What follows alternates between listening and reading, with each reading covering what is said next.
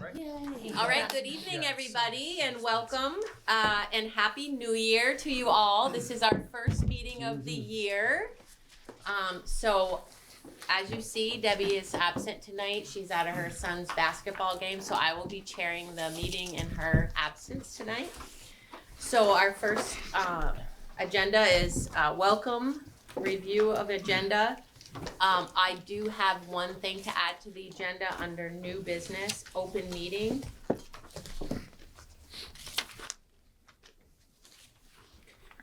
And Betsy, do we want to just introduce Yeah, we'll do an ourselves real introduction, quick? yeah. Yeah. So I'm Betsy Fournier. Hank Lambert. And Molly Lambert. Brian Savage. Darcy Benoit, Abby Goddard, Siobhan Cooper. Sandy Skills Pilgrim. Ron Kilburn, Joel Clark. Jeanette Swaby. Bill Sheets. Nicole Draper. All right. Thanks. My enthusiasm's on point today. Does anybody else have anything to add to the agenda that I reminded people to add? Tell me to add? No? Okay. So reviewing minutes from October 27th. If anybody'd like a copy that doesn't have them, there's packets in the middle of the table. Thank you. So I was Agenda. not present at this meeting. Oh, so close. I tried. Thank you.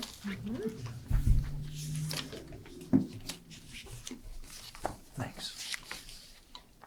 I'll make a motion that we accept the meeting minutes of 27 October 2022. Anybody second? I'll second. All approve, say aye. Aye. Any discussion? All right, motion carried. Financial updates, Joel.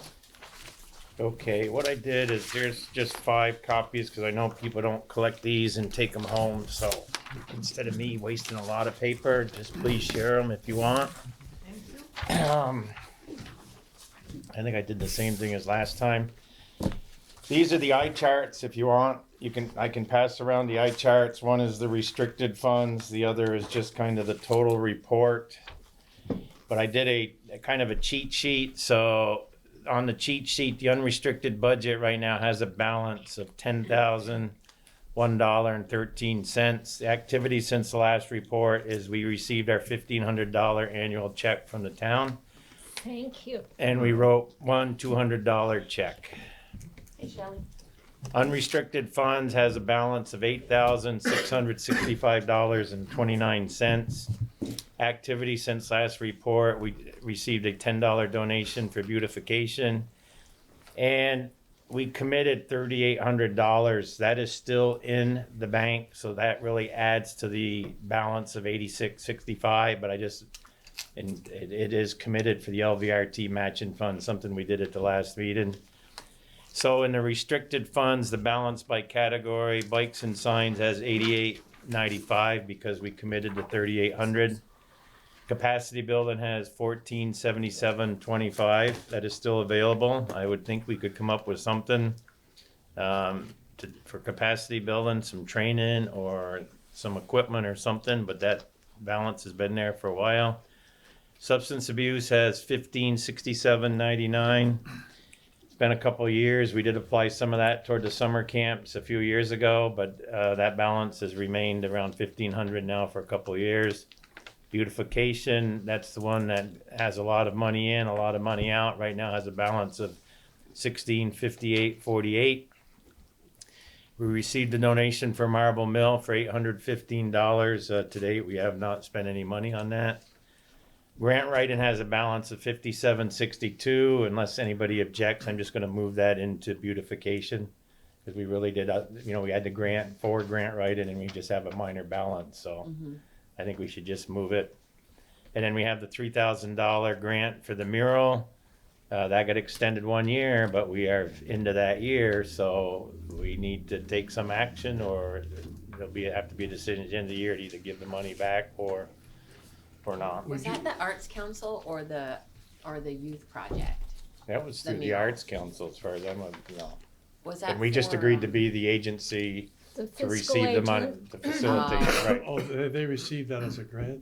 yes. I see. And there was talk There of must putting be that restrictions on on one of the that, right? buildings, Oh, you know, high visibility, but so far I haven't heard much or no one's asked Huh. for any of the money. I will follow up with that one. So that is the financial report. If anybody wants to see the last statement, I do not have the statement that comes from the end of December. That usually takes about 10 days before I receive it, but here's the end of November statement. And again, here's the 2 eye charts if anybody wants to see that. Couple questions. Yes. Did you say that the 3,800 is included or in addition to the 8,665.29? You add it back to the 86, so the balance is much higher. Oh, okay. I Right. just want to show it as committed so that when people look at that balance, they don't say, Balance we got- available. right, there you go, balance available would be Yeah. 86.65. Okay.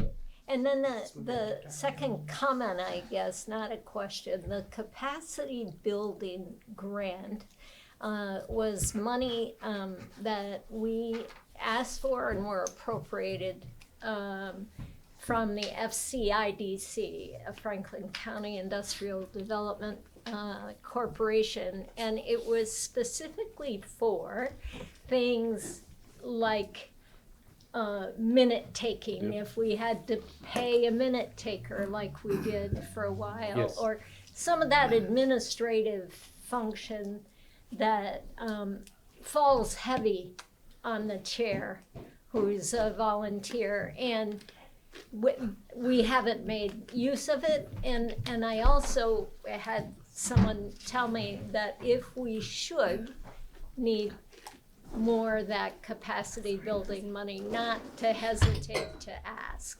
So, you know, it's something to just keep in mind. Yeah, that's it. Okay, thank you, Molly. Yep. Oh, can I say one more thing? Yes. Okay. The other thing is, I think we're all very cautious about spending money generally, but when we have these designated balances, as you point out, they are meant to be spent. Absolutely. And people who donate for a particular reason have an expectation that their monies are going to be spent. So we don't need to, hold on to those like we do a lot of our funds. So to add to that, Molly, I was thinking the same thing when I look at 1,500 for substance abuse. We're in such a state, and Crystal is probably the one doing the most for that right now Right. in our area. Right. So we surely could find a good use for some of that.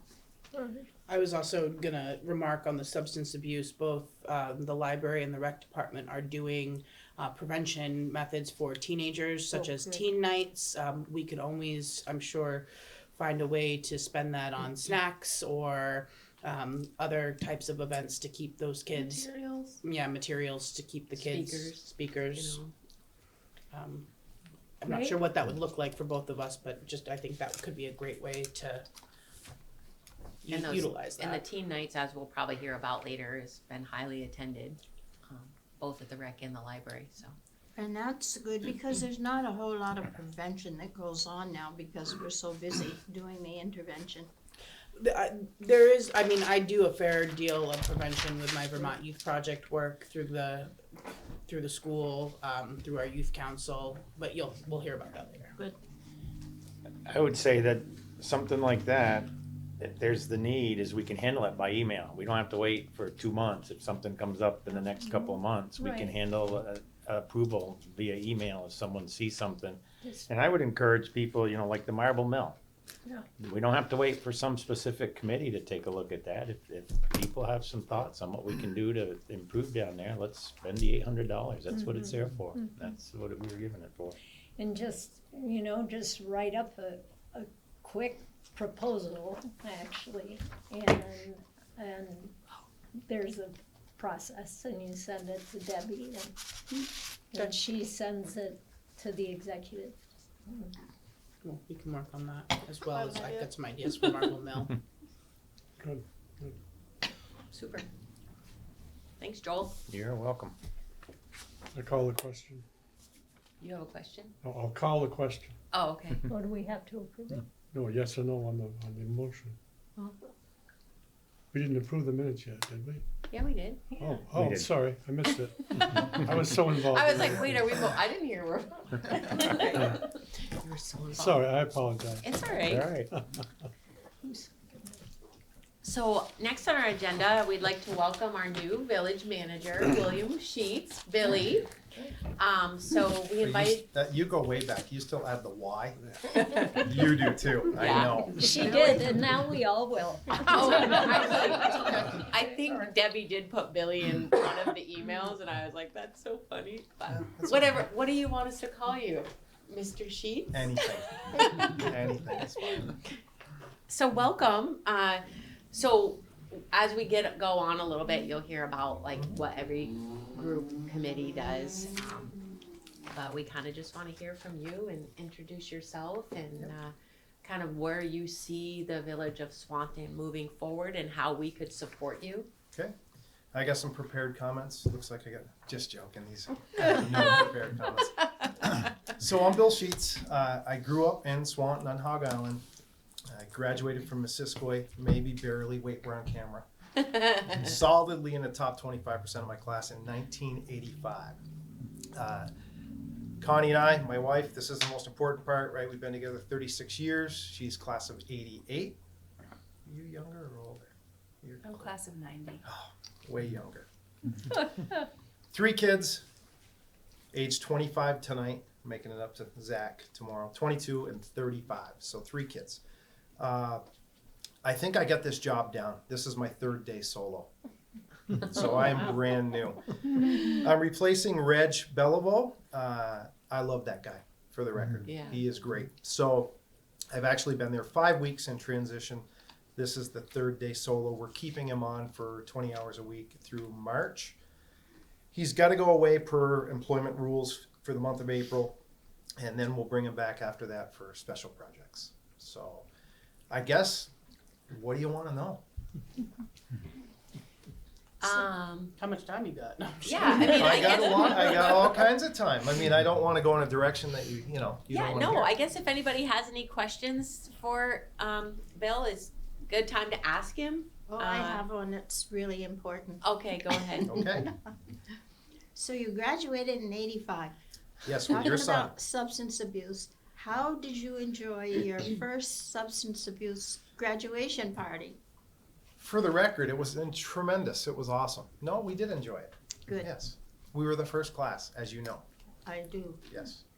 Yes. I think I ruined Eric's graduation. I'm glad I didn't ruin yours. I'll talk to Because him you about were it. a I'm chaperone. sure he's over it by now. We did the first Yeah. drug-free graduation Yeah. party. So during your orientation, Mhm. were there things that you were surprised about that Yes. you could share? I sure can. So my background, by the way, I did 30 years in the Vermont State Police. Somehow in 7th grade, I wrote it down and I said that I wanted to be a Vermont State Trooper. So that's what I did. 30 years, the last 11 as the second in command. And that's where I kind of got the background experience for all things related to projects, buildings, a whole bunch of stuff like that I won't bore you with. I ran the police academy for a little while. Here's what shocks me, even though I did a lot of preparation for this position. And here's what's really cool. I didn't need this job. I had the golden ticket, but I wanted this job. So I think that's a difference. I'm from here. I think there's a lot that can be done. It's the enterprise of Swanton Village that shocked me. Even though I knew about it, I get the personnel, the budget, the grants, all that stuff. The hydroelectric, the electric is blowing my mind right now. So that's the most shocking. Yeah. 35 employees. What a great group. And You know, I know everybody's having a real hard time finding people right now. We had 21 applicants for a customer service position, one opening. We interviewed 7. All 7 could have done that job. Wow. Yeah. That's great. Incredible. But I think, you know, benefits that we offer are tremendous. The 96% health insurance, a defined benefit pension plan. So those are all the really good things. I think the challenges are identifying what needs to be done. I work very fast. I'm already being told, whoa, you can't do it all overnight. But I'll scorch the earth and see what happens. Well, you're excited and eager and invested, and Yes. it's really hard to slow down. Right. Because we all have been there and Yep. done it, Right. and we get tired and burnt out. So Mhm. take their advice, slow down. But I wanted to ask you about some infrastructure in the community. Like, where do you Yep. see? We're a very movable community, Mhm. and I think a lot of our committees and have come together and really kind of pushed for a more movable community. Sure. But I know that dysfunctional junction down there Yep. needs some love, and our downtown Yep. and our parks, Marble Mill is one. So Yeah, so you know, there's competing interests, and I think the challenge for the village, and I'm going to start talking openly about this at our meetings, is we're going to have to be faced with bond issues. So you've got wastewater. We're going to need about $7 million. You're going to need an apparatus occasionally for the fire department. We need to dust off the 2019 plans for the Swanton complex. When I say it's outdated and we've overgrown everything, who knows what that's going to cost. I think the biggest emphasis for all of those are there's a tremendous amount of funding right now related to water and wastewater in particular. So Reg has said he's committed to learning and loving grants and grants management. So we're going to go after multi-millions. Like if you saw the Channel 3 News, Montpelier has a similar wastewater system. They've got multi-millions from USDA. So there's those things out there, and you have a finite amount of time to go and get them, and then a finite amount of time in which to spend those funds. That then competes for time and funding for the other critically important projects. So just like anybody out there drive down Main Street or anywhere else in the village, and I'm like, where's that additional restaurant?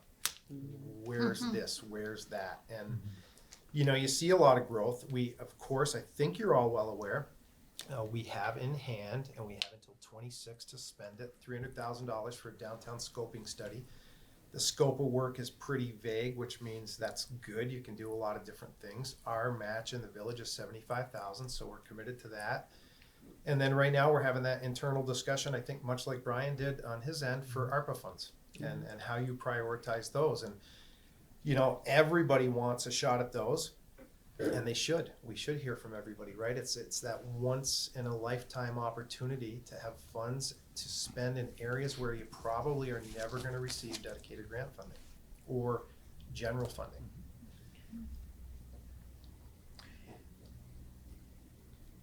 Yes, sir. Have you heard the term one Swanton? I have. Good. I have. What do you think of one Swanton? I've heard many definitions of one swan. There's only one. There's only one definition. I've heard of it. Okay. Yeah, I think that there are some differences that I see right now. I don't know how to navigate that in my current role in day 3, other than to ensure we have complete transparency, open doors, and collaboration. That's what it's got to be. That's the start.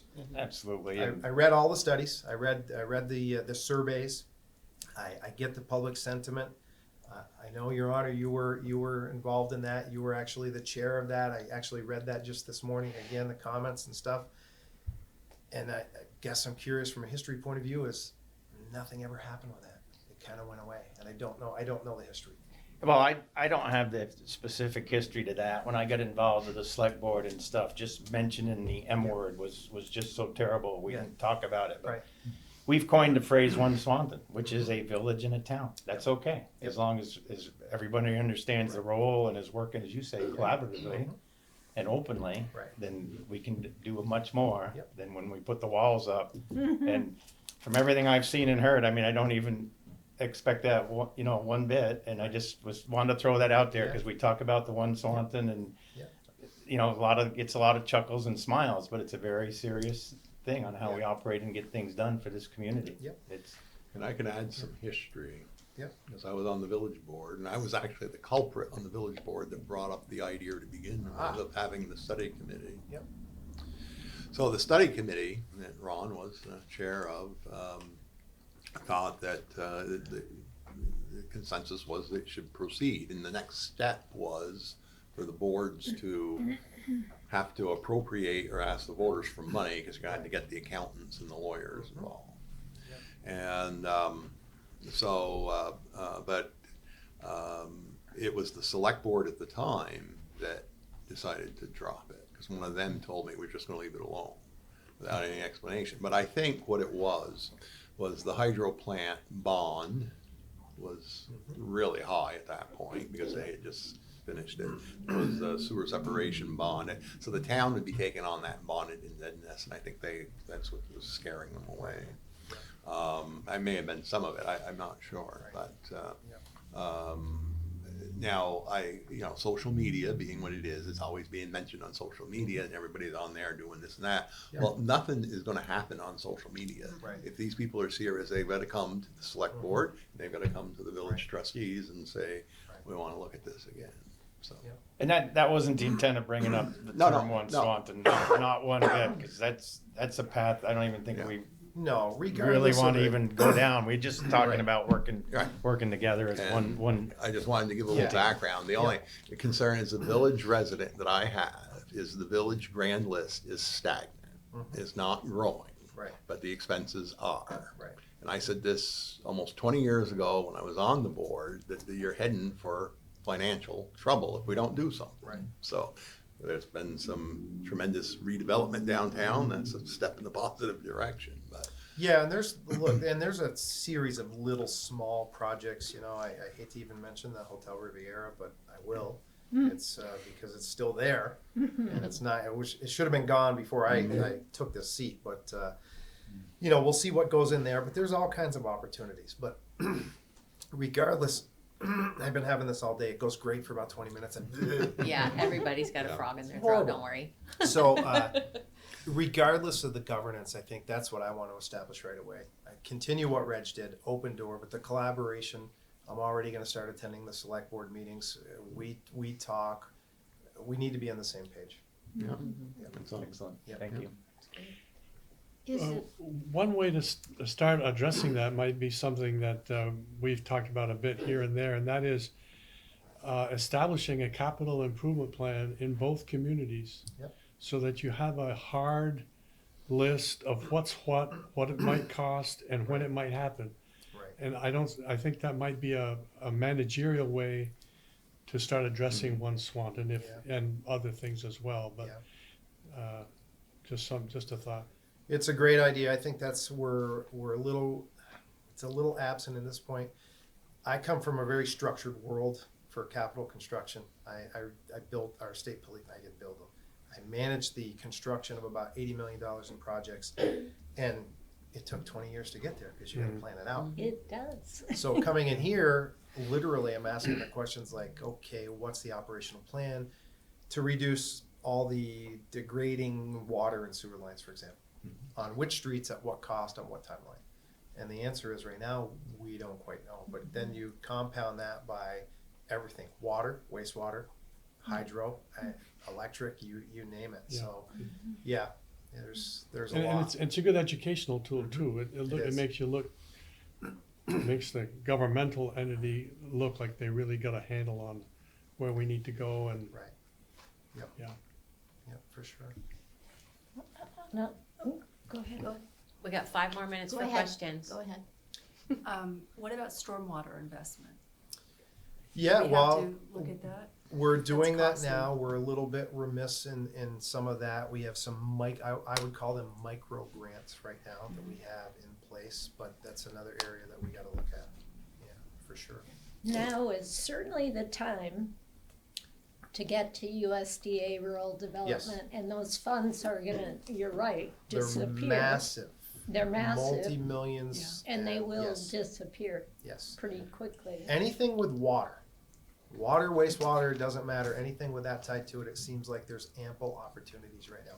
Here's the other overwhelming thing, right? I know I'm coming in and I'm drinking from a fire hose, but you have all this enterprise stuff to worry about, all the things coming into budget building and of course town meeting, and you don't want to waste any time, but you know there's not enough time in the day to, and we don't have a grant writer. We don't have that Big capacity. problem. We do have a lot of partnerships with local agencies that are helpful, but you don't want to leave any of that money on the table. Right. And Bill, I'm a grant writer, so I know of fundings Yep. at the foundational Mhm. level. Yep. You're talking like, Yeah. Right? so I'm gonna Yeah. flood your email. Okay. Good. Bring it. But yeah, I think a grant writer for both the village and the town, I mean, we need one. And a town planner, cause that will kind of help. Yeah, and I don't want to minimize the help Brian, that we've had from various agencies for both the town and the village for grants, because Yeah, but they're we're there. missing out on so many opportunities for Yes. funding, and not Yes. just in the, I mean, Right. the library, the rec, like all of our organizations in the community, our downtown businesses are, I mean, we're just losing out on a lot of opportunities because we sit around this table every few months and we try to do what we can outside of these doors, but we all work full time too, so Right. trying to find the time to look, write, research a grant, but then you find it and you're like, shit, who's gonna write it? Yep. You know, Right. or who has that Right. capacity to do it. Yeah. So I think that, you know, we've had these conversations over and over about really thinking about putting a grant writer in the town and village budget, share it, I don't care, but But also on the back end of a grant is once the grant is approved, Got it. Administration. it's a tremendous Minutes. amount of government paperwork Yes, for Exactly sure. right. with archaic Yeah. systems Right. on the computer that are not user friendly. And so you need I mean, with the ones that I'm administering, we don't have staff enough on the town level to do that. Right. But we can get through it, you know. Yeah. do well, it. in the long term, it's an investment Yeah. in the, you know, it's gonna pay for itself. And then, Yeah. There's actually grants to get a grant writer so that you're using funds from a grant to show the village and Yeah. town the benefits of it. So it's not going to, there's a possibility of it not costing the taxpayers anything to start up, and then they realize it really is there and the possibilities. Grant writers are gold. They pay for themselves. A good grant writer is, you know, not just salary. A good grant writer is going to pull in this environment for what we're looking for, $2 to $4 to $5 million in a year. Easy. Yeah. To pile on to that list of opportunities, I said to Hank, Swanton was the first town that the governor mentioned in his inaugural speech today. Oh, really? Oh, It awesome. was 2 years ago. And it was today, and it was all about LVRT. Nice. Trail. And that was the first priority. So when we used to sit and listen to those speeches, if that came up on top, Yeah. the community has a real opportunity to take advantage of that and use it with every agency proposal that we submit. Because yes, it's the that's governor's, Yeah. one of the governor's top priorities. Right. Another side note, by the way, for projects, it's supposedly happening very soon, but we do have a transportation grant for $200,000 to make repairs to the Depot Street Bridge. Oh, great. I'll give you the the new updated timeline for replacing it, which will be $9 million, which is we have to 5% match for us, is 2029. I'll be dead. hey, Better not. 2029? Yeah, that's fast 6 track. years. Yeah, It sounds like a long time. sounds like a long time. So yeah, Oh we're my trying gosh, to not in the minimize and put as transportation. little into that bridge, because we can use that 200,000 somewhere else. Yeah. Like, we want to repair it and make it safe. So the village owns the bridge. I tried to give it back last week to the Secretary of Transportation, Joe Flynn, my friend. You don't want He to didn't take it. He didn't take it, doesn't want it back. Isn't there a lot of infrastructure under the bridge as far as electric, water? Water for now, but remember we bonded 1.4 million, 40 years, interest-free loan forgiveness, 19,000 a year over 40 years. Didn't impact our rates at all. That we bored on each side, Foundry Street and Marble Mill. That'll go 25 feet under. That will be our new main line. That'll be this spring. That's actually, That's the spring? Oh, wow. yeah, spring or summer. That'll be done. Sounds complicated. I don't get the technology to do it, but really, in terms of big scope of projects, it's pretty quick. 3 months, 3 months and done. So that's a good thing. That's a positive because, you know, it does get a little scary when the ice jams up and your main water line is sitting right there, 3 or 4 feet from the ice. Yeah. And if it gets taken out, that's a problem. Having anything go across that bridge the wrong way is where my worries have been. Yeah. Something dropping from the bridge down. Do we want to talk about the lower Swanton Dam at all? Oh, I haven't heard No, about we that don't in talk years. about that either. We don't talk about one swan and we don't talk about dams. We can't talk about that? No.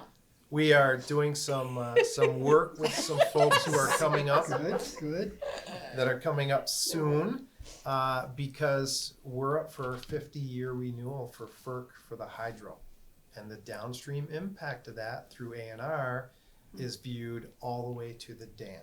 So we are looking to explore the possibility of creating some very non-intrusive hydro capacity at the lower Swanton Dam to include the building of a fish ladder and things like that. Great. Cool. That's good. Put that right on the timeline, by the way, of about 2029, because it's going to take a while. But, Yeah. but it's encouraging to have that discussion. We're talking 1,000 kilowatt hours, probably like the number 5 turbine up at Hydro. Not that much, but enough to be productive. Nothing happens overnight, we know that. Right, right. You're So- singing to the choir. I can't believe that you've only been here a month and that you have a handle on all of this, Bill. It's amazing. Just memory, that's all it is. Well, anyway, Yeah. out of all these things that Yeah. are on the table, is there one that you think is the most important? No, I think they're all critically important, you know, and you got to categorize them. Everything can't be critically important, right? Some's critically important, has to happen. Some you need to happen within 3 years. The hydro relicensing, honestly, you can operate without that relicense. You can operate on your old license for infinity. But we're doing due diligence, and that's why Reggie's sticking around for the historical perspective for things like that, because I could probably give you all a tour and actually sound like I know what I'm talking about at the hydro, but I don't really. I know just enough to have these conversations, which honestly, as a leader, it's all I need to know. We get great people running those programs. They can do that. I guess I have a question for all of you. What do you need? This is a dangerous question. Neil Spear's looking at me right now. You're opening the floodgate. No. What do you need from the village that you have not received in the past? Look, because it's easy for us to say, we're going to support you here because it makes sense. We're going to support you here because we care. We can't necessarily always support you here, and this is where you need it. So I'll open it up. What do you need from us? I'd like to start it off by suggesting a non-monetary topic, and that is the spirit of the place, Yep. the spirit of Swanton, and reflected by good management, communication, and a love for the place. Yeah. I think all those elements are here, Yeah. but it's a matter, you've got to keep things bubbling, Right. and so that's my input. So you always feel like it's a we, not a we they. Right. And I think that's what is critically Yeah. important. Yeah, we can understand and accept a non-support of a request, a monetary request. Right. But if we know that everybody's working in that spirit of goodness and Right. brotherhood and sisterhood, that's what it's all about. Yeah. I agree. Living in community, Yeah. and Yeah. keep that up. We're back to one Swanton. Yes. Yes. Yeah.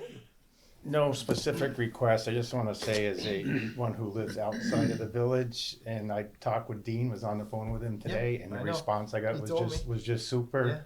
And Dwayne the same way, and you got a great team. Yes. Looking forward to working with them in various aspects, and again, they've always been supportive. So We didn't know that was ours, by the way. no, I know that absolutely, but now we're doing. We're going to get it fixed. So he just, Yeah. he gave me his whole plan when he called me back, and that's the reason I started searching that stuff out yesterday. I'm gonna call Secretary Flynn on that and say, well, if we're taking ownership of that sign that got knocked down, will you take the bridge? Yeah.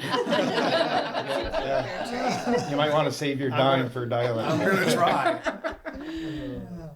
Flynn sounds Irish. He might do it. My maiden name is Doyle. That's the only Nice. reason I can Nice. say that. Yeah, he's very supportive, for Yeah. sure. Great guy. Yeah, he is. Well, I think the fact that you're here tonight and kind of giving us all the, I feel good about having you here in the village I've known you a while, but just, I think you get it, you understand it, and the fact that you'll have an open door policy, because Reg did, I Yeah. was in there a lot. Yep. So, And Reg was here yeah. a lot. Yeah, Yes. yeah. Yes. So that made such a difference in Yep. having Brian here. Yep. And Joel, when he was on the select Right. board, was critical. Yeah. That's when the we Right, really felt strong. right. Yep. So, I think one thing I would like to see more of is and you probably have no control over this, but I'd love to see more of our select board and our trustees be part of what's happening in our community. Yep. They're at the table making the important decisions, but really invested in what we're doing, and the work that we're all doing, and just popping in once in a while. See, how much more invested do you want me to be? Well, not okay. Nicole's many here. hats do you have? She wears too many hats, just so y'all know. To kind of echo on something that I've said many times as an ask for the village, and is something that I hope to continue to advocate for in the town, is community education. I was really lucky enough to take a tour of your wastewater facility and your water treatment facility with my daughter, and it was so fun. Like, it was great. It was really educational. Like you said, you've got a wonderful team working with you. And I think something that we all need to continue to do is spotlight and highlight those wonderful people, and really, let them shine for how great our community is. And that's something that I hope that we can continue to do is highlight those people and educate our community about some of these bigger things that they don't really understand or know about. Right. It's a great point. We talked about it. That's one of the first things that we're gonna do a new website. I'll call it clunky or on camera. I would use other language for our current website. It's just not great. So we can do better, and we can do better in terms of outreach.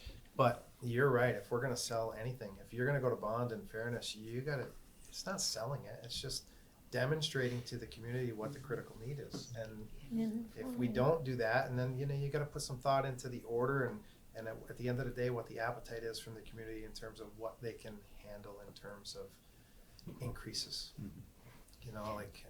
I'm still shocked our electric rate is not going up, where everyone else around us in the world is skyrocketing. And it's I'm now on the board of directors for VEPSA, the Vermont Public Power Supply Authority, and to hear them go around the room, and they're all in the queue for rate increases, and we're not again.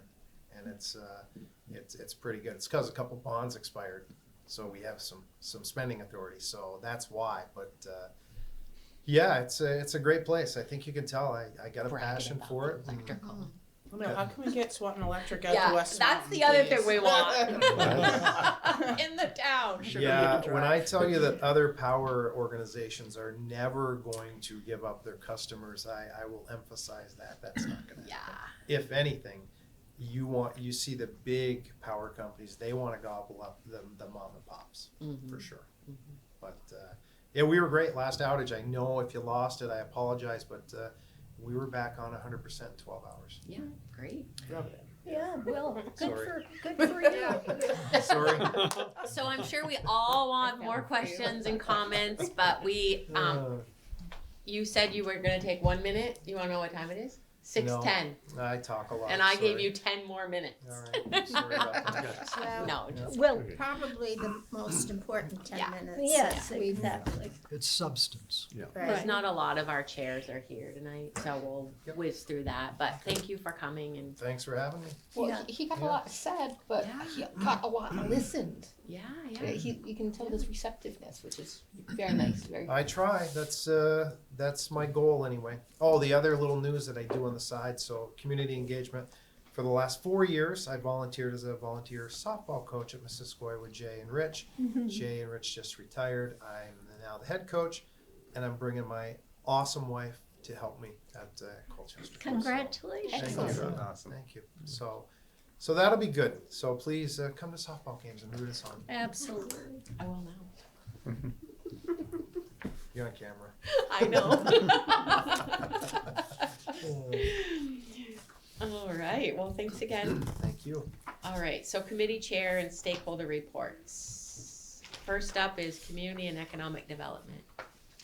Darcy. I don't have an update. We met last fall. We were supposed to do the Small Business Saturday raffle. Life happened and it didn't. So we haven't done anything.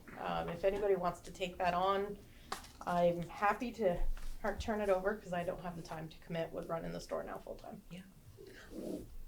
Full time. Yeah. Full time. time. Exciting. All right. 1 day a week remote for the law firm still, but So Darcy owns Bees on Broadway. I knew that. Okay, good. I have actually been in there, but I will, it's day 3. I will make all the But rounds. you haven't been in as much as me because I was her. yeah, #1 customer for the year. Really? Is there an award with that? Should get a little something. All right. When she told me that, I was like, wow. I needed a lot of chapstick. Oh, jeez. Okay, so healthy community. So we haven't met our healthy community task force in a long time. So I'm hoping soon we will meet, but we haven't. And we really don't have any like pressing projects going on right now. So we'll see. And Crystal's not here, but I do know that she's got a lot going on and she could probably email out a report for a substance. Her, Amy Brewer, and Paul Chapman just put on a great Oh, presentation for the yes. Franklin Grand Isle Community Partners. I have that in my email, and I'll happily share that with all of you. Yes, It's got I some looked really through great that data today. points about things in the community versus in comparison to other communities such as Enosburg and Richford, and our numbers are still pretty high for our youth, and so that's something that I know Crystal works on. That I also have my hat into, but there's a lot of initiatives going on in the new year. Beautification, Hank. Yeah, thank you. Beautification, flowers and trees essentially is what we're trying to promote, particularly in the village. We made a bold request both to the village and the town some months ago for finances. And I talked with Brian yesterday, and the select board is considering it. We don't know what that means yet. I'm going to be attending their meeting on Monday or Tuesday to kind of monitor that, see what's on their minds. The village, Neil Spear told me that you're thinking about $5,000 toward beautification. In addition to hiring a person to maintain parks and flowers and trees. And we're grateful for that. I just have some questions about the particulars. How long will that person be on hire? How much time would he or she be devoted to it, and so on. So anyway, I'm glad it's a positive report. Mm-hmm. The negative is that we're not sure the number of volunteers we're going to be able to muster to keep this thing going. So anyway, it's kind of in limbo, but on a positive track. Are you going to be attending the trustees meeting Monday night? Yes, I will. Okay. So we have approximately $20,000 in the general fund, so not ARPA funds, to pay for that part-time position for that purpose. Oh, good. We can discuss the extra $5,000, but more importantly, I think we want to discuss, with the lack of volunteers, we want to identify ways that we can help with infrastructure that makes it easier. So the underground piping we talked about, Yeah. different great. different power, watering, things like that. I think those are easy, no-brainer opportunities that we can do. Yeah, good. Yeah. Yeah, thank you. All right. Oh, Sandy's on our committee, I forgot to say, and Is Kirsten? Kirsten is a friend, I'm a a friend. friend and a Friend of the sometime committee. helper. There's Very a nice. And Shelley.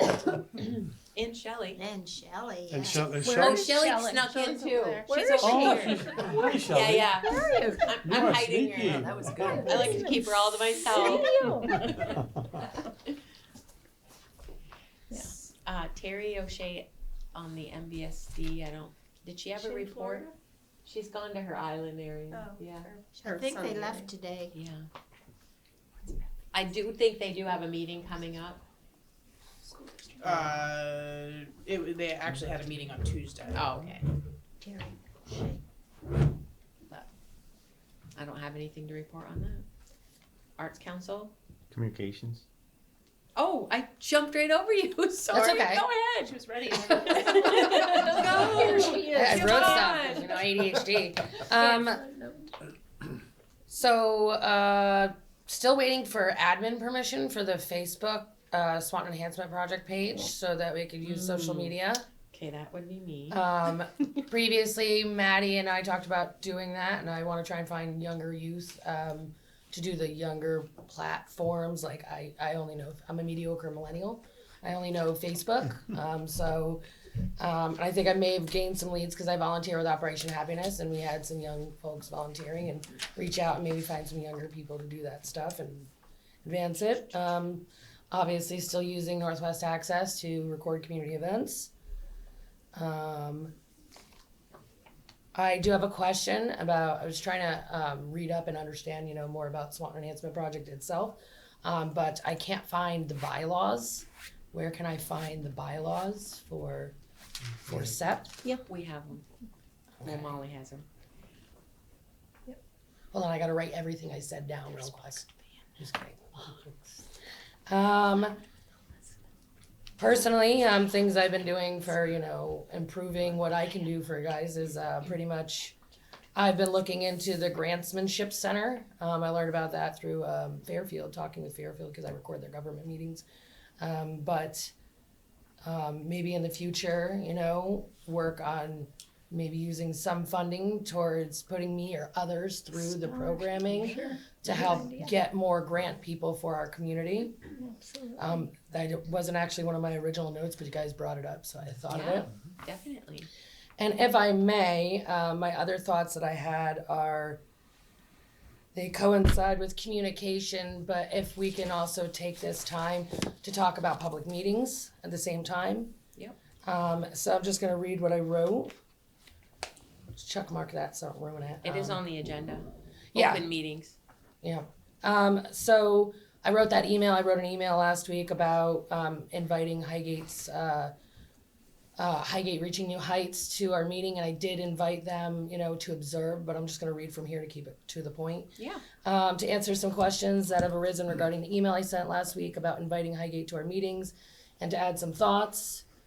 I had the idea to invite Highgate to our meetings to observe only a week before our scheduled January meeting. I was waiting to hear what all of our steering committee thought about it, so I have not actually invited anybody. Obviously, they're not here, but if given permission to attend, I'd like to extend an invitation to our May meeting to Highgate's Community Engagement and Boosting Volunteerism Committee, which is chaired by Amber Maishi. And the HRNH's chair, Rebecca Manning, and from there they can, if they so choose, they can share the invite with members of their whole thing. I myself have only been a member of SEP since the formation of the Communications Committee in the beginning of 2021. I truly enjoy being a part of this community and the SCP organization.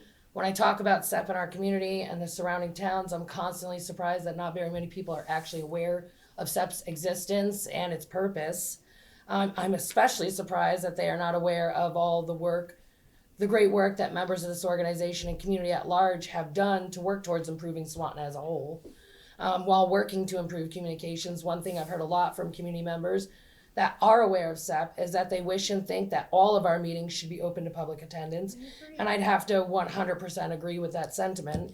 Vermont Council on Rural Development comes into communities to help facilitate the formation of an organization built around community growth and participation. I feel that by having all of our meetings open to public attendance and participation, it aligns with our core values of building a community where people love to work, live, and play. Many of our task forces are in dire need of volunteers. The spread of communication is lacking, and to put it bluntly, many community members feel left out. What better way to work on these issues than to invite our community back in and to allow others to participate more than just once a year? Furthermore, I didn't finish typing it up because it's in my head. Furthermore, like with the guest speakers that we have, for example, Bill, this, maybe not so much of the question back and forth, or maybe a little bit more preparation of things, but if with having the Abenaki next month, Abenaki isn't just Swanton, though it's based here, that's Highgate as well, and that gives the Abenaki an opportunity to speak to the community as well, others to learn about the Abenaki and other such things. So I don't know if this is something that was voted on the past. No, it hasn't ever been voted on, but everything you said, I totally agree with, and like Molly and I were kind of having a side conversation about, this is all about community engagement and not allowing the community to be part of these great conversations that we're having, and the great speakers that we have is probably something we need to start doing it's more how we of. started. Yeah. Exactly. This organization started with a very open, I don't know when Hank and I were out of commission for a couple of years, but at any rate, this is how we started. We would have guest speakers. We would invite the entire community. It's a great way to shine the light on whomever, as you mentioned. It's a great way to let the community know that we exist and what this group of hardworking volunteers is doing and want to be engaged. So we would have 35 or 40 people at a meeting. If we had steering committee things that needed to be voted on for any purpose, then that was reserved to the steering committee. That was the point of having a steering committee, was never to close the door on anything that we do at this table. Northwest Access recorded every single one of our meetings, and COVID hit and all that kind of stuff. So I think it became more difficult, and I guess we're going into that part of the agenda, aren't we? The open meeting We are. part. Can I ask a question about communication? Is there a communications plan? Because you're talking about several different modes of communication. You have pushing it out on social. Correct. You have what happens among this group. If there's something great that happens with the community and economic development group, how do we share that? So I think there are a lot of layers to this, and a plan, if there is one, great. If there isn't one, it isn't hard to put together just as kind of a roadmap to say, okay, by March 3rd, and I'm making this up, we will have done X, Y, and Z. And on the social side, I'm a Gen Xer. That's way above way below my age. So I think that if we put something together that lays out what we want to do, both as an organization, what we want to push out in the community, is going to go a long way. And it also gives us a template, and we can hold people accountable. Like, okay, Brian, you got to do this for this date, or Darcy, you have to do this for this date, and just a way to keep SEP in front of people, and also the successes that it sees. So, rant. No, totally awesome. So last year, this is SEP Communications and Connectivity Committee. Honestly, I think that's kind of long, and we'd like to maybe think about changing to Community Engagement Committee or It's something. all good. You can change the name. But this is the charter and working document Michelle Nordberg was chair last year worked on, and they did a really great job. And back then I was just general public. And we did a survey and we garnered information. We still only got 281 surveys completed, and there's like 6,000 Swanton residents. 41 of those surveys were outside of Swanton, which is great because we want that information and input from the outside. And about 25% of our surveys was Nick Russo, who's a member of the Communications Committee and the Chamber of Commerce and Historical Society. We sat in the park and we pushed the surveys. The library pushed the surveys. Everybody pushed paper surveys and whatnot.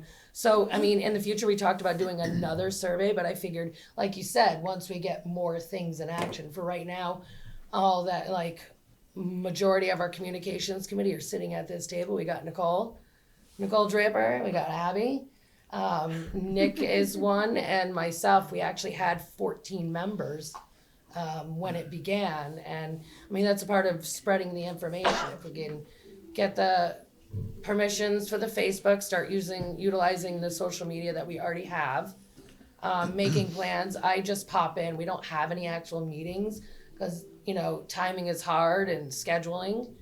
So I think for future meetings, once we have more people, we need to develop a different way to have meetings than just everybody be available on this Zoom at this time. Whereas I have, you know, this is what I do for my fun time a lot of times too. So I'll just pop in and see Nicole and talk to you all the time. And, you know, I pretty much just try to jump in, and I've sat down with Reg before and asked questions. I've annoyed Brian in his office a few times. Oh yeah, and- so Zuba's downstairs. I forgot to tell you, we all have to go down and do it. No. I'm gonna go with a hard pass on that. On the table is Kirsten. But yeah, pass it like also? exactly No, what you I'll said. go. We can- I'll go. I mean, something as simple Action as plans. the village supporting the beautification committee through the irrigation or whatever. I mean, boom, that's Right. hey, SEP is being supported by the village, or the village is pleased to support SEP. I mean, Yeah, Yeah. absolutely. low-hanging fruit. I mean, I have ideas that I'm gonna like email later, like about how to help the beautification committee garner volunteers. For example, if we put the information of what's needed into like, and I got to learn a lot of things too along the way. And remember, I'm volunteer, so it might take a little bit of time too, and I'm new to it. But if we, you know, had a virtual map of the boxes that need watering, to where you can get people to sign up and we push the thing. I've been working on the Community Cork Board Network. We have a few people agreed to do so. It's about really streamlining all the information, and there is a lot to communications and, you know, as well. So I'll probably be popping in and trying to talk with you at some point as Please too. do. And et cetera, but yeah. Kirsten, would you like to be on that committee? Sounds like you'd be a great addition too. I would love to be. As a friend Thank or a you. committee member? Oh, a friend. I'll be a friend of the No. committee. We don't have friends here. We're all friends. You're all in or you're out. No, I'm just kidding. So I don't want to go into the Thanks, open Sandy. meeting Yeah, yet. thank you. Because I Kirsten. want to make sure the other task force chairs get an opportunity to speak, but we'll get there, and we've heard a little bit, but, thank you. So who did I skipped over? We're on Arts Communications? Council. Okay, now we're at Arts Council. Is anybody here? The Arts Council is under reconfiguration at the moment. Oh. They will meet on Monday to discuss what their further goals and plans are for 2023, and I'm sure somebody will hopefully be here in May. great. I can probably be that person in May. Add a hat. Always Li- doing it. You and me. Abbey Library. All right. I'm just gonna share. I just was working on our year in review earlier today, and so I was just gonna share a couple of cool numbers from this year. So we had 147 summer reading participants, which is the highest we've ever had. We had 300 new library card signups, again the highest we've ever had. We this year alone put over 800 free books in the hands of kids in our community. Awesome. We also did, thank you. We also did 3 community field trips. Some of them we partnered with the rec, and we had our summer camp kids go to the wildlife refuge. We went to the Swanton Beach, and we went to the wildlife refuge again. And so those were really cool, and I'm hoping to do some more of those this year. Teen night, I've had between 30 and 60 teens in the library. consistently, like 4 months in a row now. Wow. Good job. Thank you. And then we also had 10 author meet and greets and book signings this year, which I think is really cool for the community. They're just local authors. I mean, from all around the state, but most of them Swanton local. Had their book, signed their books, talked about their book, and I think that's really cool for the community too. Nice. Yeah, that's great. Excellent. I think it's time to have Hank back again with Highgate Switchell. Yeah. Sandy, you should come and speak about Highgate Switchell because you've memorized every word. Well, when I really need a lift, I get Hank's book out and I just open it up anywhere and it does the trick. So you should Somebody be actually my just came and took spokesperson. it out the other day. They were looking for it. Somebody. Oh, yeah. So Nicole, Swanton Rec. Oh boy, lots of fun things going on at Swanton Rec. Since Abby gave numbers, I'm going to give numbers too. This year in review for 2022, we've had 180 Little Leaguers, 180 soccer players, 112 field hockey players, 105 basketball players, track and field, and we welcome 10 track and field and 24 youth football players, which is a new program for us. We've done a lot of work with the Vermont Youth Project. We have formed another youth council. They're going to be young members of the community sourcing and writing grants for community improvement and involvement, and I'm really excited to help lead them to do that. We are partnering with the library, the Abenaki, the school district, which has been really great. We're really excited for our summer programming to come. We had a great summer program last year. I can only imagine it's going to grow because it grew from 2021. Had a lot of fun. We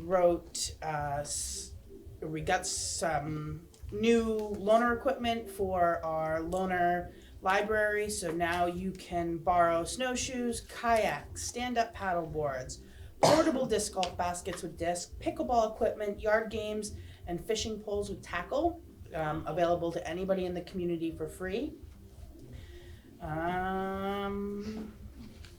We've done a lot of great work. We had a communications intern for working with us this year. She helped us create a really beautiful brochure for recreational assets. I believe Abby has some somewhere. If not, you can stop by the rec department. I certainly would love to give them to you or give you a tour. And we're really excited about hopefully winter coming sometime. We received a placemaking grant from AARP for winter escapades. And the last week of February into up to town meeting day, we're gonna hold Winter Escapades, which is gonna be a free drop-in style community event for the community to come and experience the rec department. We've activated it. We have ice skating rink, hopefully that will freeze at some point, maybe. But we have snowshoes and we'll have ice cleats and warming stations and live entertainment. It's a really great informal way for the community to come and visit and ask questions that they might not feel comfortable doing so in a formal meeting setting. As I wear many hats, I'm also a select board member. I work with the Chamber of Commerce. So, just creating other ways for the community to have that open door with us.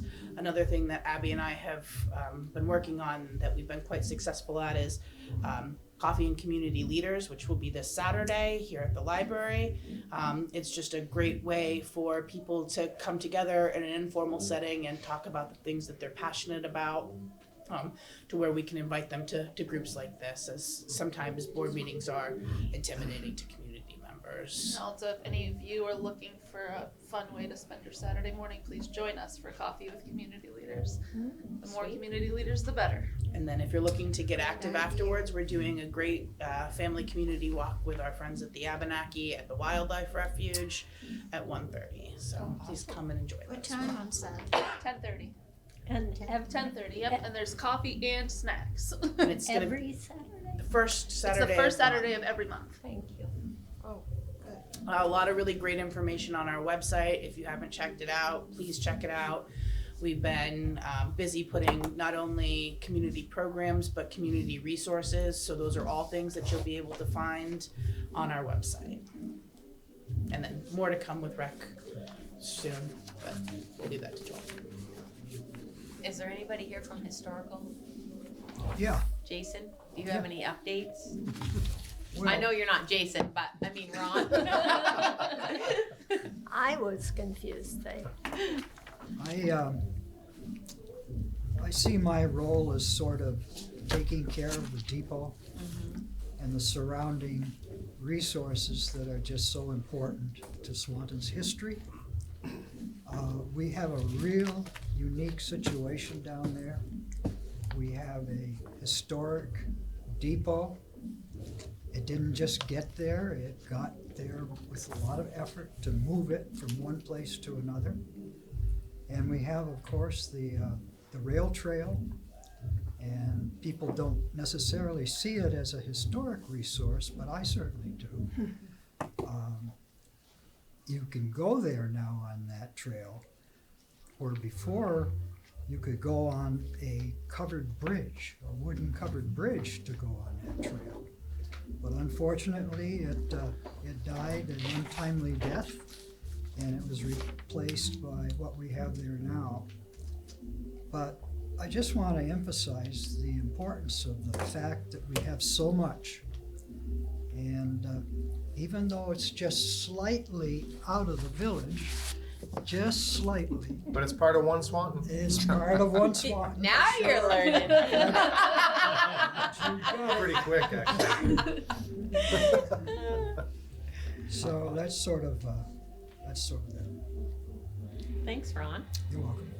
And you had the trains. Oh, the running for- trains, yes. Oh yeah, we had the Right, holiday nice. trains for kids Yeah. at Christmas time. Nice. Thank you. And you know, Swanton now is so well known because we're the beginning, not the end, of the rail trail.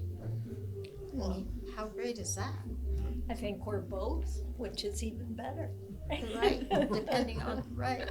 So we're the beginning of the rail trail, which leads all the way to St. Johnsbury on a trail that has no vehicle traffic on it. It's just for people, just for walking and enjoying. Dogs and horses are allowed as well, though. So we Yes. feel quite fortunate. Isn't part of it a snowmobile trail though? Snowmobile and winter. Well, we'll Yeah. let them on if it snows. Yeah. It's ours for now. Nicole, do you have anything on the town? I can pass that on to Brian. He's here tonight. Oh, yeah. Yeah, well, right now, town is in this typical number crunch chaos.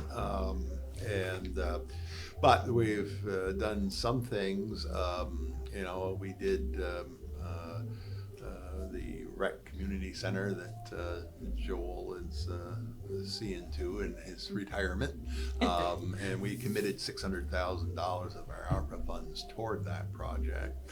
We've also committed some the matching grant for the LVRT trailhead. We about a month and a half ago, we put a new roof on this building and repaired the slate roof on that building. And we have I signed a contract a couple of weeks ago. We awarded a contract to install a new heating and air conditioning system in this building. Got it. Oh, wow. So it's, Can you say who's gonna do it? yeah, it's It's Alliance. It's Alliance, the same company that's had the service contract for some time, but we did get some bids locally, and we sent out an invitation to bids. It was advertised. I was amazed. I was shocked. I was told there were 2 furnaces in this building to begin with. So okay, to find out there are 5 furnaces in the building. Really? Yeah, 3 upstairs in the attic and 2 downstairs. And so then when they get into this, they also said that, you're gonna really have to replace the condensers for the air conditioning. And so, but one of those are only 2 years old. That one's not gonna get replaced. So that's gonna be, the equipment's been ordered. The installation will probably be in April and May, because we can't turn the heat off to do it. You have to take everything out Are we gonna have to close for it? No, I don't think so. And you don't want to do it in the summer because you, again, have to take the air conditioning out, and working up in the attic in the middle of July or August would not be very pleasant. So that's why they're going with that. Now we don't know. That's the target at this point. We are also looking at a few other things. The Friends of Northern Lake Champlain have been awarded a grant to implement some stormwater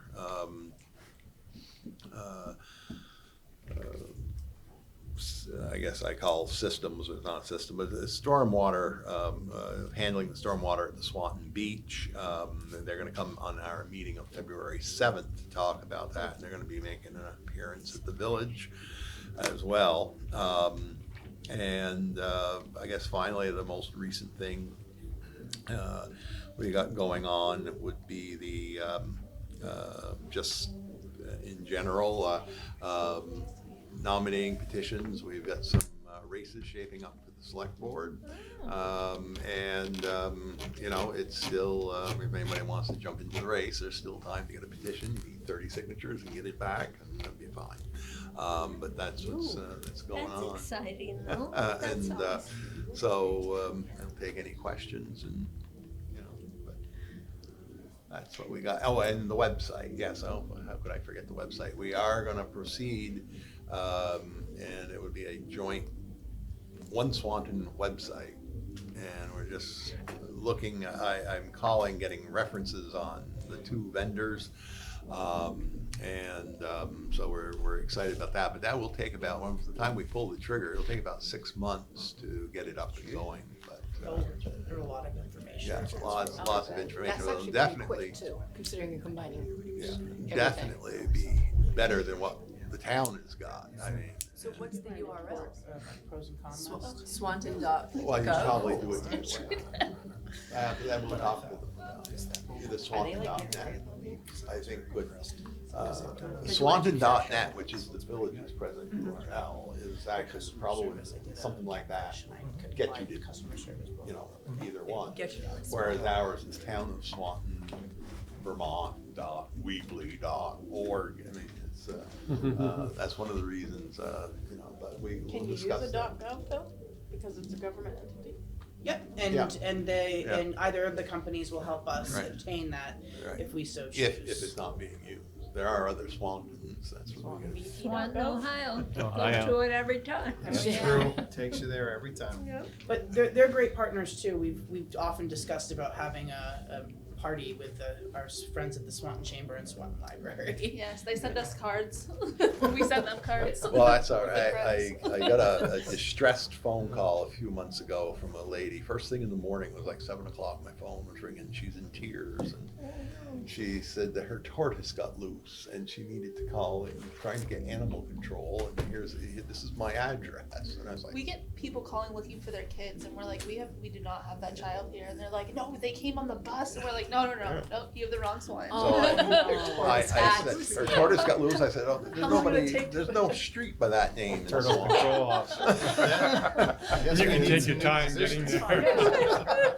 So she said, well, yes, I'm living here. I'll be And I there in said, 3 "Well," hours, couldn't have gone too I said, far. what state are you calling from? She said, Ohio. I said, oh, you got Swanton, Vermont. I said, why don't you call the Swanton, not the 911, then, but you have a police department, call the Swanton Police Department, Swanton, and they'll put you through the right person. It's like- That's great. Yeah, so, yeah, And we those get, children, you hope they were yeah, fine. hopefully they. So Bill, are you comfortable skipping over you? I'd like to go again. No. Yes. All right. Denied by the chair. No, do you have anything to say? Last meeting, he's Okay. gonna attend. Now, so we're discussing the Swanton Arts Council, which is regrouping. Yeah. But is coming to us to ask about So, are you here to talk about the realm? Okay. I Okay, go ahead. So, good evening, everybody. I know a few faces. Again, I'm Janet Dimick-Suave. I am a previous member of the board for the Arts Council. I did step down because I had too many hats and nothing was getting done right. So what I'm coming to you today is as the project lead for Gathering of the Realms. And Betsy, for the record, this is the actual sponsorship request. But what we're doing is we're expecting about 1,000 different attendees. These are coming from Vermont, New York, Canada, and further abroad. I've got current support with the village trustees. I will have to give you an email and update you with everything. With the select board, as well as the Recreation Commission, the Public Library, the Arts Council. Have a very good discussion going on with the village police and the volunteer fire department. So now I'm coming to the enhancement project, looking for your support and help if possible. So what this is going to be, I'm going to read from my script because I'll never get through it otherwise. I'm one of these down a rabbit hole, off in a tangent. Where was I to begin with? So this is a first-time event. It's being designed to bring a bit of the history and a bit of fantasy together to celebrate the end of summer. It's going to be a venue for performers to entertain and instruct. It's going to provide an event for crafters and artisans to sell their wares. The expectations is to bring many visitors to the area, and I'm hoping to break even between income versus expenses. Obviously, the wish will be to have extra monies to do it again next year. I'm concentrating on getting it the first year. My cohort is Nicole with the rec department, and she's already thinking about 5-10 years down the road. So we've got a lot going on. But to attend our gathering, you're going to be stepping into a different world. One balanced with a Renaissance encampment filled with dedicated society for creative anachronism members, bringing their characters to life with their historical accuracy. You will be able to see arts and sciences coupled with soldiering and battles. You will also be entertained by local live action role players, LARPers, with their characters from fairies to orcs to wizards, with their own mini village and mock wars. Not to be missed will be the entertainment. I'm talking with stilt walkers, fire eaters, and jugglers. You can sit in a chair and listen to minstrels, bards, and poets. Talk of immortals, villains, and everyday folk that make up our legends. Take time to sit in and learn a craft or a moment and learn how to throw an axe, because we hope to have some of that as well. Take a photo behind a character board so that you can say, hey, look, see me as a knight, a wizard, or a princess. So when I'm saying that, that's the face boards where you've got the painting and you stick your head through. Yeah. So also no Ren Fair would be complete without amazing artists selling items from crystals to bags to armor and all kinds of gifts for yourself and for your friends. We hope to have many different types of delicious foods to purchase and consume throughout the day, including we have Groenfeld Meadery that will have their entire list of Groenfeld and Havoc mead for us. In the process of inviting at least, hopefully we'll have a microbrewer, a winer, and a ciderer. Winery and cider, I'm not sure the correct word, so I apologize. But that way we have a lot of local flair, a lot of local offerings, so that it's going to be enjoyable. We also want to remind everyone to save room for the community meal on Sunday, where we're going to sit and break bread with the kings and queens of the realms as a way to end the event.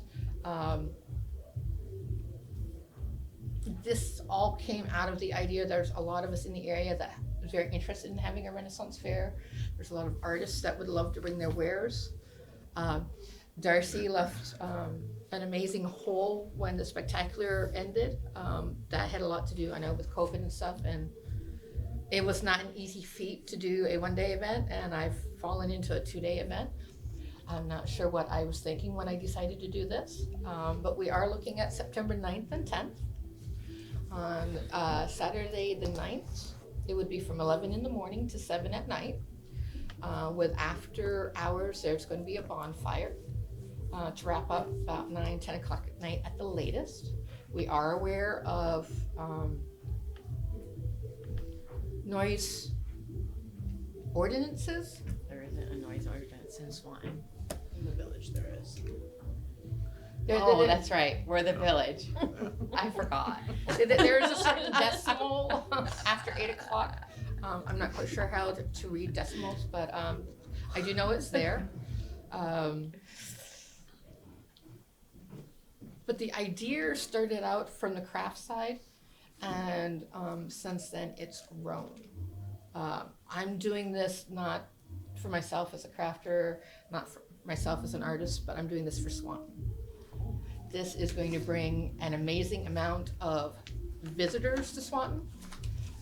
So Swanton's going to be front and center on a lot of different people's minds. You're going to, we're looking to get a few named, larger named entertainers to help draw in, with the idea that it will grow from a small 2-day event at the rec center to,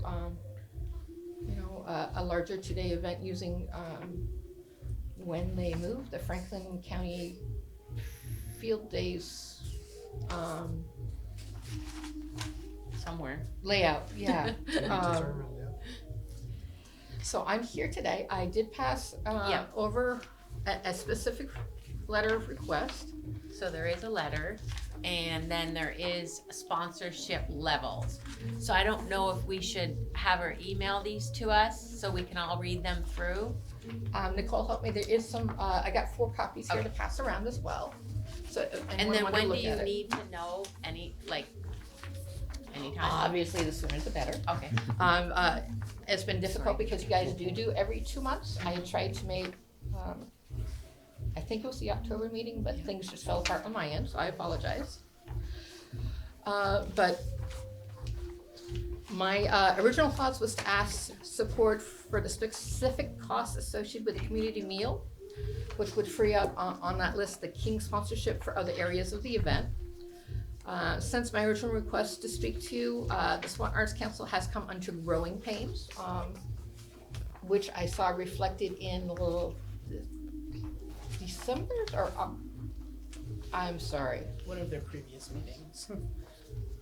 I'm not sure if it was December's or October's meetings. I was given a copy of the current email, so in that it stated that the Arts Council is looking for people. They are in the process of restructuring. So I'd like to add the request if you would be kind enough to sponsor the meal, and if you would be willing to be the fiscal sponsor for the event, so that we could apply for grants and stuff, because there is a large list of items that we qualify for. For grant requests, you've got the Harry Chapman Foundation, which is an arts and community educational opportunity. You have SC Johnson, which also is arts and community. The Charles Lafitte Foundation, which is arts programming. The Ryman Foundation, which is arts programming. TD Bank Connected Communities, which supports projects that support the community. You've got George A. Ramlos Foundation, which would be for equipments that would be tables, chairs, tents, sound equipment, all of items that would be used for the Renaissance Fair, but then they would also end up being with Nicole as a regular community resource. So I thought the Arts Council was a 501c3. They are. One of the discussions going on, they may disband. But does that necessarily mean they lose that designation? When you disband, you do lose the designation. They would They go can't from a force it. 501c3 to just a Swanton Arts Council, and They so should- yes, should they be onto really that. need people. As you guys know, here everybody needs volunteers. They are in pretty dire circumstances, to my understanding. I haven't attended the last 2 meetings, so I don't know the specifics beyond that. I just know. Will this affect this event as a whole if there's no Arts Council support?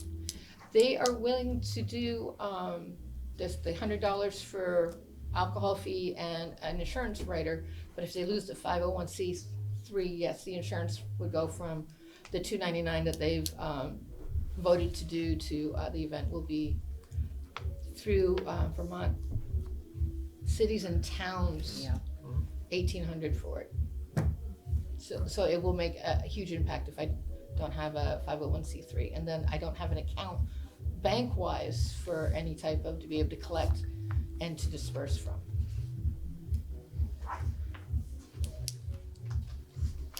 So there's a lot of resources that I can pull for them, but I need to have the fiscal sponsor for it if the Arts Council's not able to continue. I guess I'd wanna wait and see what happens with the Arts Council before we put ourselves out there, and also sounds like there's a lot of like unknowns that with the Arts Council right now, that I'd like to see get worked out, and then we can share this. I just wanna make sure this event's gonna happen before we hand over any money. Right, and I think, and if I may, Jay, By all means. one of the things is, you know, Janet's looking to write grants and so on and so forth, and if the Arts Council, it right now currently doesn't have that capacity to help facilitate that. She's looking for another 501c3 that will be able to help her stand behind that. And I think that's one of the biggest asks right now, is to make sure that to get the really, you know, she's got a lot of really great preparation and organization done, but so she can really start hitting some of those grants and making sure that those things can happen. And the Arts Council is meeting on Monday, so this may be a little premature, but we wanted to get that out there while everybody was in the group together, Right. just to talk about it at first. We've had this discussion before, I can't remember the answer. What is our liability, should we agree to be the fiscal agent? What is our responsibility, should we agree to be the fiscal agent? Because we'd be on the hook for things like reporting and matching the grants and all of that. I'm not certain about that. I'm not certain about that, but I want to be clear before I make that assumption, because we did serve as a fiscal agent for, we just spoke about it, The mural. the mural. And I think, anyway, I think we need to find out the answer to that question, because So my specific ask to have the Enhancement Project as the fiscal sponsor is be able to have a designated place to have the donations go to and to be sifted out of. As far as the actual work, that would all fall on my shoulders. not Yeah, work, no, we know that not part. work.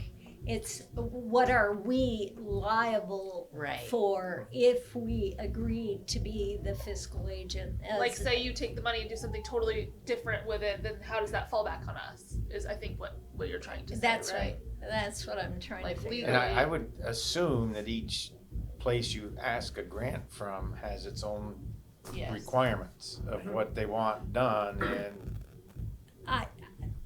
I think there's really specific legal language that applies to being a fiscal agent for another, for an organization that isn't a 501c3.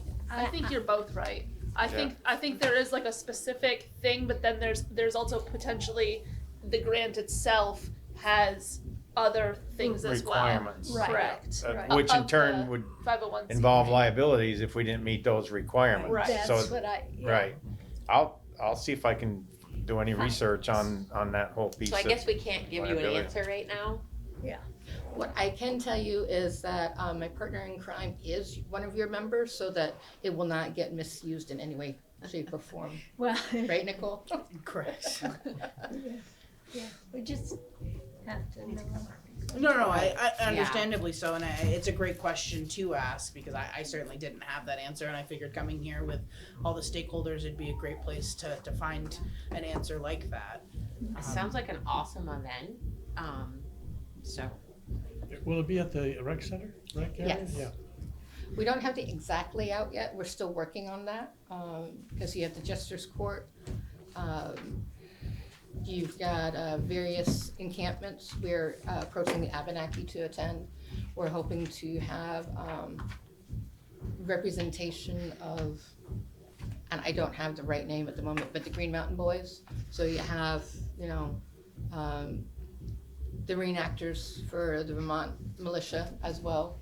The live action role playing crew will have their own little village. The SCA Shire Mountain Shire of Mountain Freehold, which is out of St. Albans. They're going to have their own little encampment, so you're going to have, I will be in Viking, but you'll have various historical people there as well. And if you, the paperwork that you gave me, could you email that to me so I can most share it with Debbie also? Do you have a committee of some sort that's working on this together, or are you the committee? Nicole and I. No. There are No, other, Nicole there are needs other to be people. involved. That's a heavy lift. That's a lot of So work. at the moment, I'm just I'm overseeing. there's myself, there's Nicole, you have David Stouse, who is our chainmail master in the area. He's working with us. He's also going to help with the trebuchet contest. We are putting that out to the kids of all the middle school and high school here in Franklin to see if we can get a couple of different participants to have a little bit of a competition with trebuchet. Awesome. The SCA organizer is Leo, so I have I'm a main stakeholder within the SCA, so I have that side going on. I've got Autumn, who is an amazing artist. She's helping us with the logo preparation. She's also an organizer and a vendor. Rosie, who's within the SCA, again, is doing the arts and sciences, so there will be like spinning wool or dyeing wool, working on bringing some events on food preparation stuff. You also have Dan Flanders. He is an advisor. He's the one that runs Green Mountain Madness on Facebook. So that's bringing in Krampuses and orcs and that whole side, fairies and such. So again, everything's tied together. And then I've got Jana, who runs the Nightmares Vermont. She is an advisor who's also helping bring on people. Unfortunately, she was going to be our queen, but because her event is in October and this is beginning in September, she can't do it for us this year. So it's not just me, it's not just Nicole. There is a large group of us. But And if you'd if like I to be could- involved, we'd love to help. I know how much work She it just is to wants run an to make event. sure. Has this group done other events like this around the area? I've done other events To in this, different 1,000 places. people is a lot of people. This is going to be something new for all of us. Okay. I haven't done an event this large in many years. The events that I've done in the past have been for the Veterans of Foreign Wars with picnics and entertainment and schools of instruction. So this is a little bit of mix of everything that I've done in the past, but not everything all at once. But you're looking at fencing demonstrations, LARPing campaign demonstrations. We're going to have belly dancers, a fire artist, stilt walkers. I have someone going to demonstrate forge smithing that's interested. You've got the encampments to walk through, to interact with characters. We're going to have multiple picture opportunities. Again, this is to sell Swanton as a destination, to bring everything that's amazing to Swanton into a tighter focus. One of the things, I'm in the process of writing the Vermont Humanities Grant that's due at the end of next month. We want to charge a fee of attendance, but I don't want to charge Swanton. So in working with Nicole, it's normal that these type of events don't charge for the local. So Abby, I hope to swamp you, because the only way that you get in for free as a Swanton member is to have your Swanton Public Library card. Love it. Ah, So that's another way that this event's going to support the community. Abby has dedicated the public library to having someone read fairy tales at least once during the event.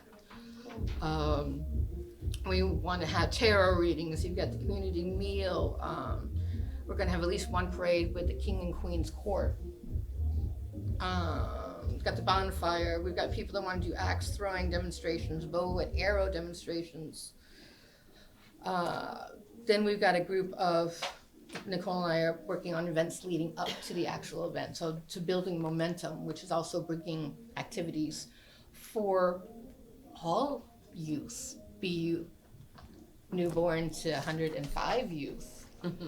So we're looking at chainmail classes, period cooking classes, brewing and fermenting classes, leather stamping, paint party, fabric folding to make your own dragon egg.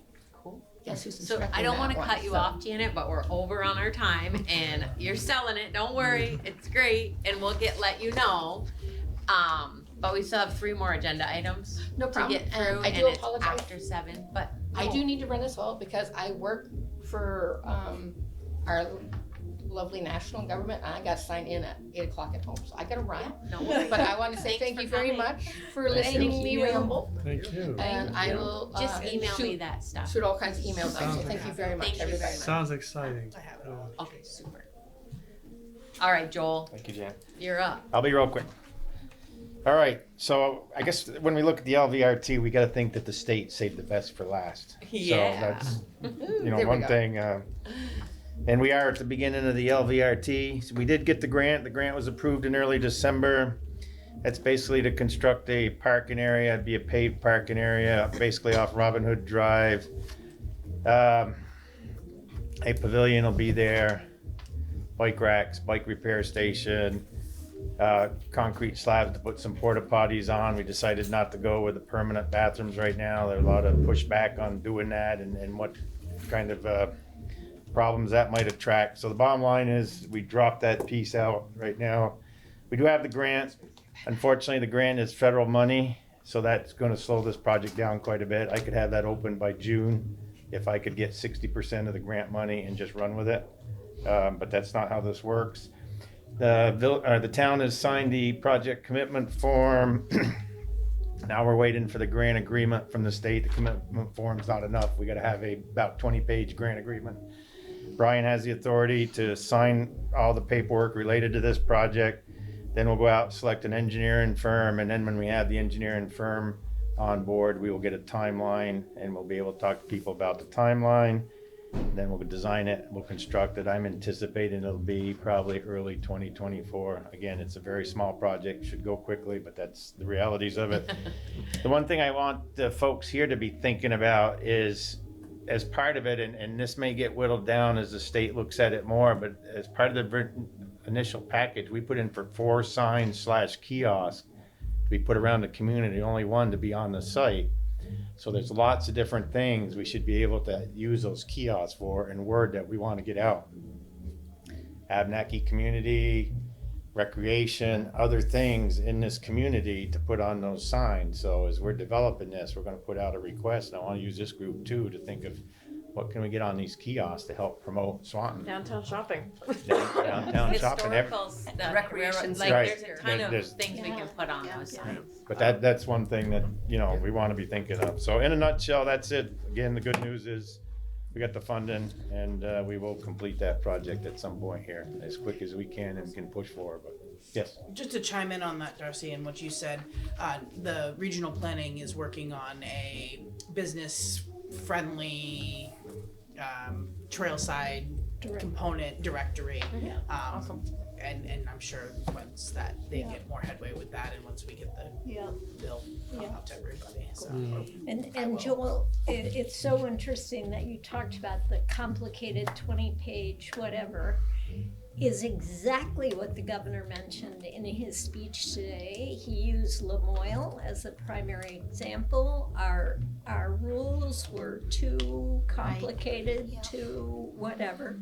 And he said, and once we knew that, we were able to figure it out for whatever the project was. So Probably a little more with state money too. I don't know that oh, this is federal. this is federal Oh, money. sorry. That's But throw that. this is federal money. If it was state money and Okay. Good intention. I may not even be able to get back to the engineering firm that basically has laid the whole thing out. Yeah. You Sorry. know, they might have an opportunity to bid, depends. If they Open meet all my the ears. requirements, yeah. Yeah. It's, My ears. Oh, I keep thinking it's man. So Where this is a Joel has also been graciously helping the Swanton Rec Department work on a recreation community space. And like Brian had said earlier that a town had allocated us $600,000 of ARPA funds.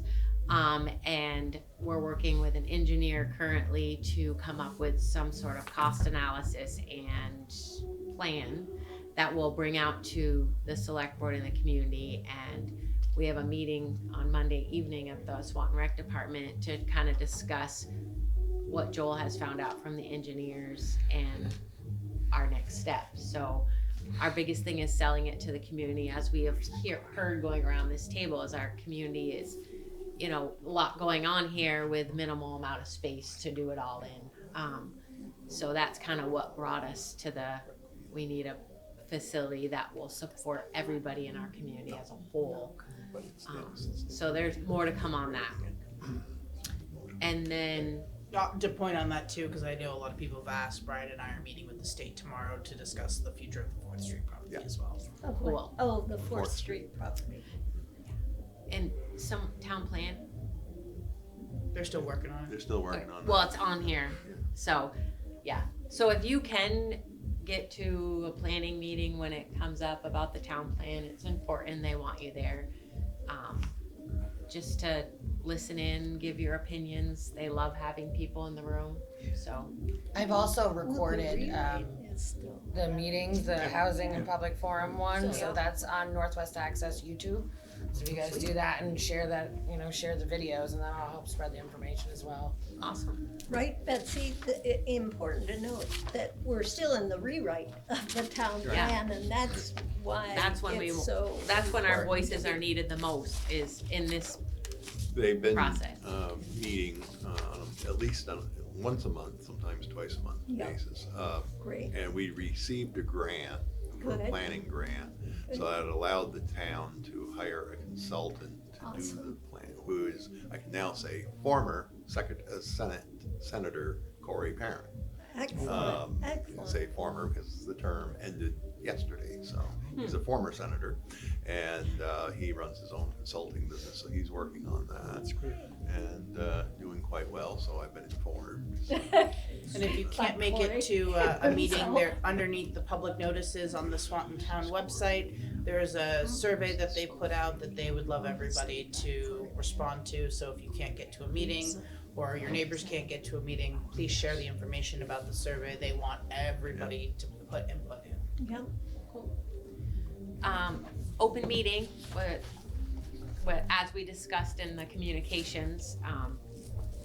I don't know how we go about, I guess, one thing that Debbie and I had talked about was we want the community to be part of these meetings because, as we all said, and Siobhan had said earlier, we're all about community engagement. Our task force need committee members. People are feeling left out. You know, we need to bring more people in to hear about the great and awesome things that are happening in our community. As you see, our meetings go over every time because we have so much information and so much enthusiasm and excitement and great things happening in Swanton. We don't want that. We want people to be in the room. We just don't want our meetings to just overflow with, like, we want them to be part of, come to the meetings as observers, I guess, is what I'm trying to say, or no? That may be what you're trying to say, but I think the vision is a skilled meeting facilitator moves the agenda. And so community Bring someone in to do it, because I'm telling you right now, there's so much information to share that you don't want to stop people from, Well, ask our public members here, but I think a skilled meeting facilitator, and even if it takes training, there is a way to get through the agenda, have people feel as if they've been heard and that they can participate, even if it's only for a section of the meeting, you know, public comment. And this organization is so much about community engagement that I think limiting people's opportunity to participate so like adding in a public discussion. comment to our agendas. laying out the ground rules at the beginning of the meeting. Yeah, That's- exactly, you can control that. This is our timeline. This is what we're gonna do. We're gonna have our guest speaker. We're gonna have a question and answer period with the guest speaker. And then we'll have a very short public comment for something other than maybe the guest speaker. Yeah. And then we're gonna go down through Our the list of agenda committees and people and other agenda items, of which, when it comes to voting, if we need to vote, the steering committee will be the ones who place the vote, and just laying that all out. Yeah. And as Molly said, you know, like parking, if it's so crowded that we got a problem, that's a good problem to have. It's So an if we, excellent you know, first of all, I don't see masses showing up, but I see something that this isn't gonna be the right venue, so maybe work with the village to schedule a time where we can Right. use the village, meeting hall there to do this, and I think we can do it if we I actually lay, have if we lay the, questions if we, on if, that, if too. we lay the ground rules out at the beginning of the meeting, I think overall it's gonna be just fine. And if it doesn't work out, then we can address that, but Right. I don't think it's gonna hurt at all. Maybe rearranging how the order of how we do things might benefit as well. Like if we did like the stakeholder reports towards the beginning, and people would hear that stuff and then could leave, and then we could get down Well, to the and not only business that, I portions of feel like we're things. rushing through the I agree. stakeholders every meeting. Because they're always at the end, and we're like, here are my 2 things. But an hour and a half isn't really long. Well, and I'm not a No. fan of meetings, I'll put that out there, but is it worth doing it once a month instead of jamming everything into a long meeting every 2 months? Well, and we don't, an hour and a half is definitely not long enough for our meet, or No. twice every other month. Every other month, yeah. I think we did try to do every month, and it was just really hard for everybody, because I honestly, one whole week I have meetings, and Yeah, no, it's difficult, but in Yeah. order to lay it out properly and make sure everybody's, so you're not packing in a ton of information every other month, it's spread out more evenly. Again, not an advocate for that, but Did you have something? So can I ask, Oh, sorry yeah. to cut you off, I just No, throw go it ahead. out there, but I do the Operation Happiness, as well as a bunch of us all do that, and I remember it starting when I started volunteering like 5 years ago. It was in the village, in the garage, and then they do the big room. I don't know if you have a special name for it, but The auditorium. yeah, the auditorium, and then they did it at the town garage, and then we've now done it at the church. But when I was in there last paying a bill, I'd asked Diane Day about, hey, how come we're not doing it there? Or is that just not what we're doing anymore? Was it only because like Kathy Lavoie asked and we did it there, or like just what's up? And she said that it was closed because of COVID, so they're not doing any. Because of COVID, it changed things or whatever, but also that spreading the offices out, I can't remember word for word, but the offices were spread out and they had to give more room to somebody else or something, but that pretty much they're not open for public use anymore. We're opening up more again. Okay. Even though we still have a COVID impact, let's consider it post-COVID for the purposes of signing up for that room. Okay. And we will certainly accommodate when we can.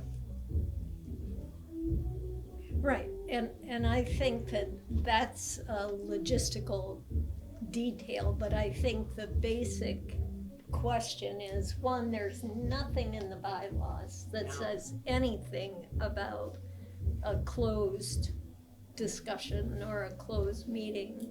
I think there is a template where we can accomplish our mission of community engagement, community programming that helps inform the community, and still meet the needs of the organization to get the agenda completed and in a timely fashion.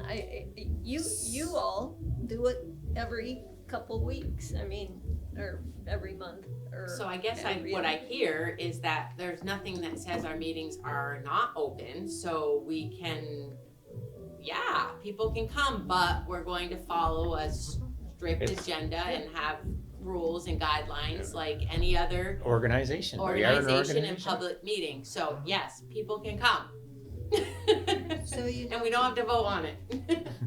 we have a good problem in that there's so much to talk about, and maybe it would be a good idea to go back to meeting once a month.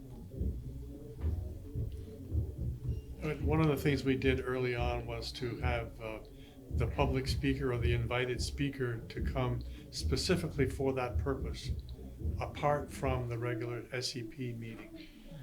So that